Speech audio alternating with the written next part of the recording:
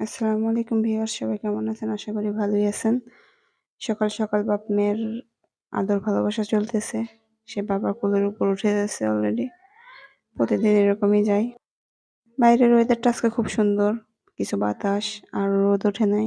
আমার কাছে এরকম ওয়েদার খুব ভালো লাগে, গরম লাগে না।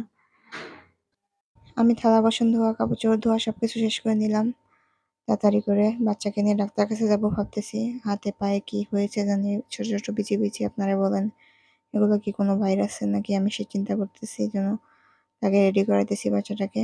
আপনাদেরকে একটু দেখাইলাম কি সমস্যা হয়েছে। তার ঘাড়ও অনেকগুলো লাল লাল হয়েছে, র্যাশের মতো হয়ে গেছে।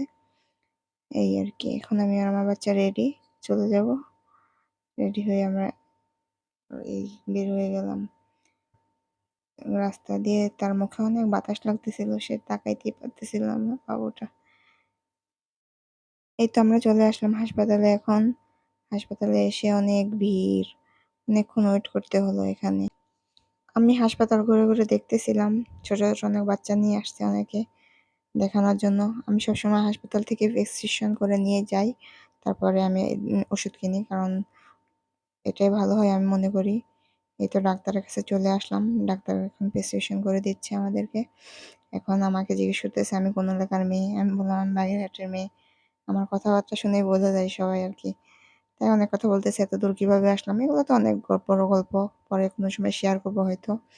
আমরা এখানে প্রেসক্রিপশন করে নিয়ে চলে আসলাম ওষুধের দোকানে।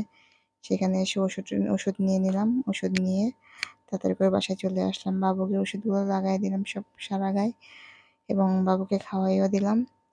ওকে, তোমরা সবাই কেমন আছো? কোথা থেকে দেখতেছো আমাকে কমেন্ট করে জানিও। বাই।